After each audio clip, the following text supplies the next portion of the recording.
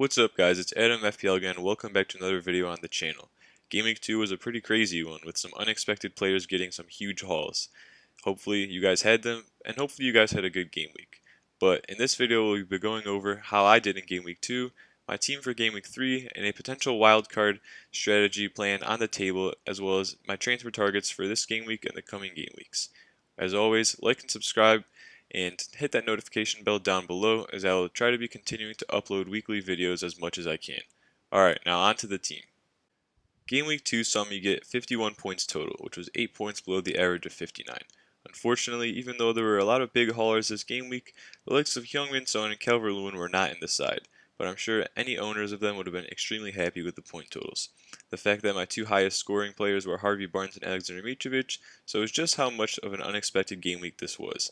Obviously, my captaincy wasn't the best because Aubameyang only got an assist against West Ham, and there was no way I was going to captain Barnes or Mitrovic, so it's a little unlucky there, but you can't do much about it. But it is another red arrow, unfortunately, but we got to keep moving forward. Onto the midfield, which was also pretty lackluster this week, with Salah getting 3 points at Chelsea. Unfortunately for me, Mane was the better player, getting the 2 goals, but usually with those two it's pretty 50-50 anyways, so it really depends on the game week. Aubameyang, my captain, was lucky to get an assist against West Ham as I wasn't really impressed with Arsenal's ability to break down their defense, and Aubameyang was playing really wide at times, looking unthreatening. St. Maximin was probably the most disappointing player in the midfield this week, being subbed off early in the first half because of an injury, and he didn't look very good against Brighton. Not that the whole team did though either. So Harvey Barnes was my best midfielder though this week. Against Burnley, he was creating a lot of chances and had a few shots that were saved by Pope, but he did get a goal and an assist and a big 13 points to help out the team. Now onto the forward line where there wasn't much good fortune either this week. So Martial with a 2-pointer, Man United surprisingly losing to Palace 3-1.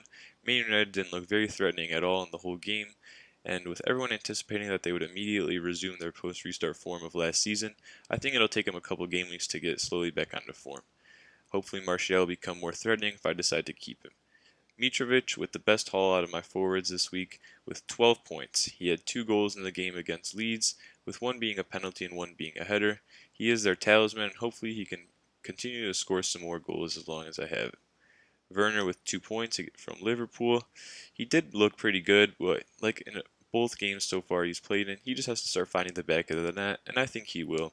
With a great fixture against West Brom next week, I think that he has the potential to score a couple goals. We'll see what happens. I'm probably going to be keeping him for a while though still. My bench, which still consists of Steer, Burke, Vinagre, and Ferguson, all had 0 to 2 pointers, so nothing much there. Now into the potential side for Game Week 3, you guys immediately see 2 new players in the side. So I transferred in Kevin De Bruyne and Saiss for Aubameyang and John Egan respectively. I got in Kevin De Bruyne for Aubameyang because he is 0.5 cheaper, he plays on Man City, which is a goal-scoring machine-like team, and Aubameyang hasn't looked the best recently FPL attacking wise, playing out too wide like I mentioned before. Arsenal have horrible fixtures in the next few game weeks as well. I transferred out Egan because he's on a red card from that game against Aston Villa, so he will be out for the next game or two and has horrible fixtures defensively coming up. Saiss is a rock in the Wolves defense, and they have amazing fixtures in the next 5 game weeks. Now with the rest of the players I'm sticking with for Game Week 3, McCarthy plays Burnley, and I'm hoping for a 0-0 low-scoring affair there, and hopefully McCarthy gets some of his confidence back and starts saving some shots. Trent against Arsenal, I'm not expecting a clean sheet, and I'm expecting some goals to be scored, and hopefully he can be part of the attacking returns. Saiss against West Ham, I'm hoping that he can keep a clean sheet with their 5 next green fixtures. I'm hoping I can play him every game with the expectation of him giving me some points. Charlie Taylor against Southampton. I know I'm playing McCarthy, so like I said, I'm hoping for a 0-0 this game, and that would maximize points for both of those players. If I carry on with this team, the midfield will consist of Salah, Burke, De Bruyne, and Barnes. I'm hoping that at least a couple of these players can return for me. Salah has Arsenal, and hopefully he can score as I'm sure there will be goals in this fixture. Burke against Leeds. Sheffield play quite defensively and they haven't scored a goal yet this year, but Leeds play quite an open attacking style, so maybe Burke, if he starts as striker, can nick a goal here or there. De Bruyne plays Leicester, and on paper this looks like a dangerous fixture, but Leicester don't have Ndidi, and they haven't been the most solid defensively. They've been playing attacking with their outside backs recently this season.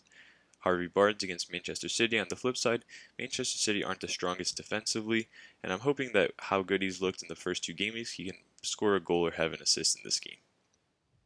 The forward line in this team will stay the same as last week, and they all have tasty fixtures with Martial facing Brighton, Mitrovic facing Aston Villa, and Werner facing West Brom, so hopefully they can return in those games. As for my transfer plans for the future game weeks with this team, I'm looking to get rid of the deadwood off the bench with the same maximum to another 5.5 million midfielder like Podence or Click, Vinagre to a 4.5 million defender like Lamptey, and hopefully I can keep Ferguson if he comes back from injury pretty soon and cements that right back starting spot at Palace. I would like to get a new goalkeeper for McCarthy as he hasn't looked very confident in himself and Southampton looked surprisingly poor defensively. I could get an Emi Martinez of Aston Villa for example for 4.5 million. I also want to get rid of probably Harvey Barnes for another midfielder in that price bracket that looks a little better like James of Everton and or Foden of Manchester City who's looked great last week against Wolves. If Martial and Mitrovic don't perform, I'll likely get them out too for better strikers that are more informed like Calvert-Lewin or Jimenez who look great in their respective attacking sides right now.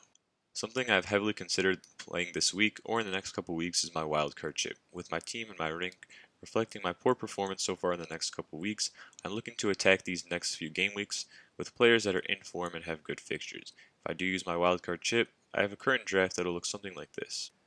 So I like this team currently because it allows me to attack the next few game weeks for reasons I've just mentioned, and if I potentially have 2 free transfers going to the international break, I can work out any kinks in the team if anything happens over that time. So I've opted to go for Martinez in goal of Aston Villa. They've looked pretty solid defensively ever since post-restart last season, and they've kind of continued it in this first game against Sheffield. Granted, it was Sheffield, but Martinez is a great goalkeeper nevertheless, and I'm kind of surprised Arsenal sold him, but with his lack of first-team action, it is warranted. And with my other transfer in defense, I've gone with Tariq Lamptey for Ruben Vinagre, so I've already got a Wolves defender in Saiss, and Vinagre has spotty playing time ever since Marcel got there. Tariq Lamptey has a lot of attacking potential. He almost plays like a wing in that 3-4-3 Brighton formation sometimes. Granted, Brighton do not have the best fixtures, but for those green fixtures, I can always rotate him in and hope for some attacking returns from him. In the midfield, I've gone for 3 replacements with Foden, De Bruyne, and Podence. So Foden looked great against Wolves, and again in the Carabao Cup against Bournemouth today. At 6.5 million, if only he can cement a starting role, or just get some kind of consistent minutes under that Pep Roulette, he'll be amazing value with his potential at wing and with his potential at the cam. With De Bruyne, obviously, he's probably the best player in the league, one of the best in the world. I don't really need to talk much about him. He's on penalties. He's on Manchester City. He's basically an essential player. With Podence was now he's at 5.6 million, but he looked great against Man City. He had a little nutmeg on De Bruyne, and he supplied the assist to Jimenez, so he did look pretty good. And if he can start then and get consistent minutes, then he'll be a great option at 5.5 million. In this wildcard team, I've opted for 2 new forwards. I've gone with Dominic Calvert-Lewin of Everton and Raul Jimenez of Wolves. So both of them are informed strikers and have great fixtures coming up and are the talisman and they're very attacking sides. So with Calvert-Lewin, he's starting the season off with a bang and he's already risen in price twice. So I'd like to be caught onto that price rise, and he's a very informed player and Everton look a lot more attacking than last season already. Jimenez is in that Wolves team and is their main man up top. He's on penalties, and Wolves look great defensively and offensively, so if I can get some returns from him, if I have him in my team, that'd be great. He looks in form and is always Mr. Consistent, so he's a great pick for the wildcard. The decision to wildcard or not this week will likely come down to the wire, but if I do wildcard, this will probably be the team with some few minor last-minute changes, if needed, to the team. That's going to wrap up this video. If you guys enjoyed the video, be sure to like and subscribe. It is always greatly appreciated. And if you want, comment down below. I love responding to comments. If you have any thoughts about the team or the wild card, let me know. And if you have any questions about your guys' team, I will be happy to reply. As always, it's Adam FPL, and see you guys in the next video.